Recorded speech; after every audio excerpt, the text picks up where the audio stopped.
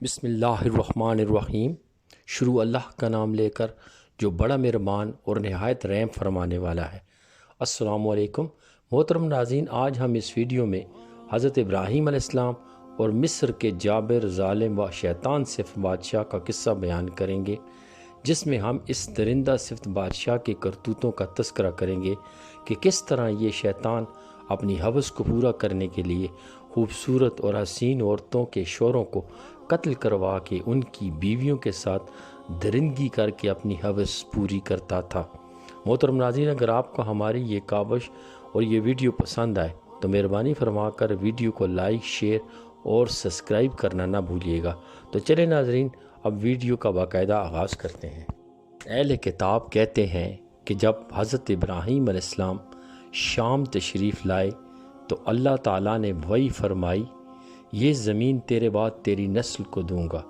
تو حضرت ابراہیم علیہ السلام نے شکرانے کے طور پر یہاں ایک قربان گاہ بنائی اور بیت المقدس کے مشرق کی طرف اپنا خیمہ کھڑا کیا۔ پھر آپ علیہ السلام ارض مقدس تشریف لائے، مگر یہاں سے بھی چل پڑے کیونکہ یہاں قید اور خشک سالی تھی اور کھانے پینے کو کچھ نہ ملتا تھا۔ پھر آپ علیہ السلام ارض مصر کو تشریف لے گئے۔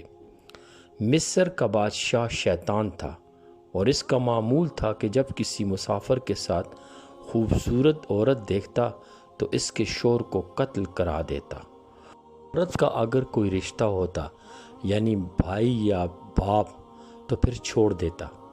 حضرت ابراہیم علیہ السلام کو بھی اس بات کا علم تھا۔ چنانچہ حضرت ابراہیم علیہ السلام نے اپنی بیوی حضرت سارہ سے فرمایا تھا کہ بادشاہ پوچھے تو کہنا کہ میں حضرت ابراہیم کی بہن ہوں۔ حضرت ابو ہریرہ رضی اللہ تعالیٰ عنہ سے روایت ہے کہ رسول اللہ صلی اللہ علیہ وسلم نے فرمایا، حضرت ابراہیم علیہ السلام نے صرف 3 دفعہ خلاف واقعہ بات کی۔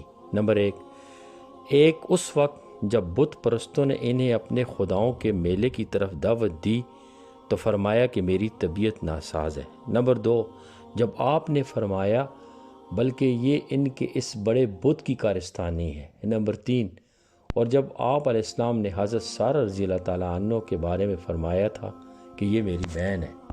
رسول اکرم صلی اللہ علیہ وآلہ وسلم نے فرمایا کہ حضرت ابراہیم علیہ السلام ایک بستی میں تشریف لے گئے جس میں ایک بادشاہ رہتا تھا جو کہ بہت جابر اور شیطان صفت تھا۔ بادشاہ کو بتایا گیا کہ ابراہیم نامی ایک شخص رات کو بستی میں آیا ہے اور اس کے ساتھ ایک عورت بھی ہے جو تمام عورتوں سے زیادہ حسین ہے۔ جابر بادشاہ نے آدمی بھیج کر پوچھا، تیرے ساتھ کون ہے؟ آپ علیہ السلام نے فرمایا، میری بہن ہے۔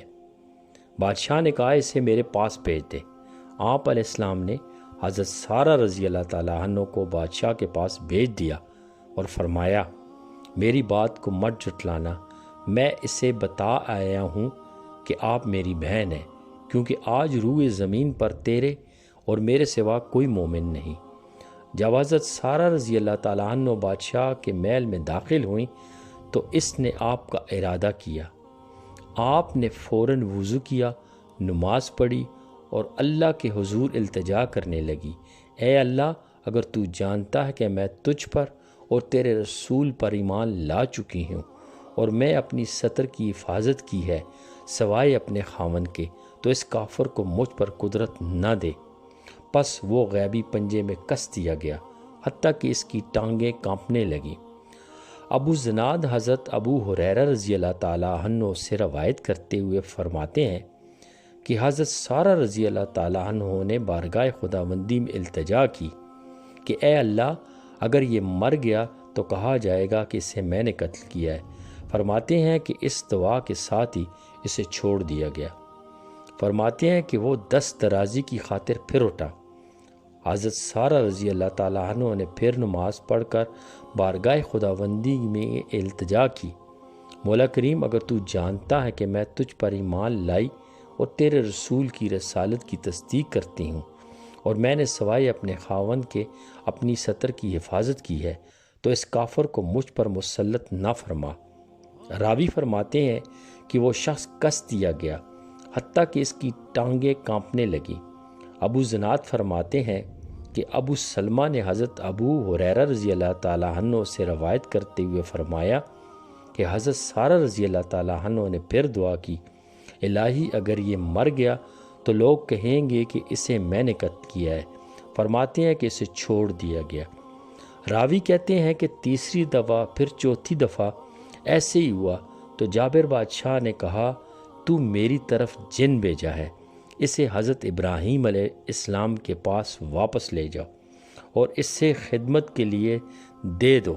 آپ فرماتے ہیں کہ حضرت سارہ رضی اللہ تعالیٰ عنہ واپس آ گئیں اور حضرت ابراہیم علیہ السلام عرض کرنے لگے، کیا آپ جانتے ہیں کہ اللہ تعالیٰ نے کافروں کی سازش کو ناکام بنا دیا اور مجھے خدمت کے لیے ایک لڑکی عطا فرمائی ہے۔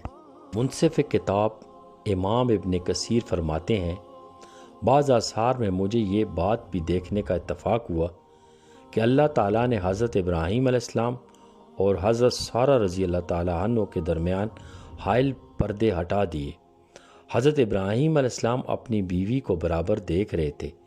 جب حضرت سارہ رضی اللہ تعالیٰ عنہ آپ سے جدا ہوئی، اس وقت سے لے کر واپس آنے تک کوئی لمحہ بھی ایسا نہ گزرا کہ آپ نے اپنی زوجہ محترمہ کو نہ دیکھا ہو۔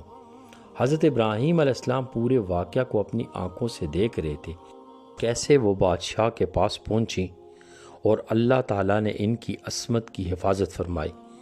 یہ سب اس لیے تھا تاکہ اللہ کے مخلص بندے حضرت ابراہیم علیہ السلام کا دل پریشان نہ ہو اور ان کی آنکھیں ٹھنڈی رہیں، انہیں حضرت سارہ رضی اللہ تعالیٰ عنہ کی کمال عصمت پر اور زیادہ یقین آ جائے۔ حضرت ابراہیم علیہ السلام حضرت سارہ رضی اللہ تعالیٰ عنہ سے بڑی محبت فرماتے تھے۔ اس کی وجہ حضرت سارہ رضی اللہ تعالیٰ عنہ کی دیانتداری اور قرابت داری کے علاوہ حسین و جمیل بھی تھی۔ کہا جاتا ہے کہ حضرت حوا کے بعد اس دور تک کوئی عورت ایسی پیدا نہیں ہوئی تھی جو ان سے زیادہ حسین ہو۔ بعد ازاں حضرت ابراہیم علیہ السلام مصر سے بیت المقدس کو واپس تشریف لائے۔ اس مقدس سرزمین سے کچھ عرصہ قبل آپ نے ہجرت فرمائی تھی۔ آج جب وہ واپس آئے تھے تو ان کے پاس مال و متاع اور خدمت کے لیے غلام اور خادم تھے۔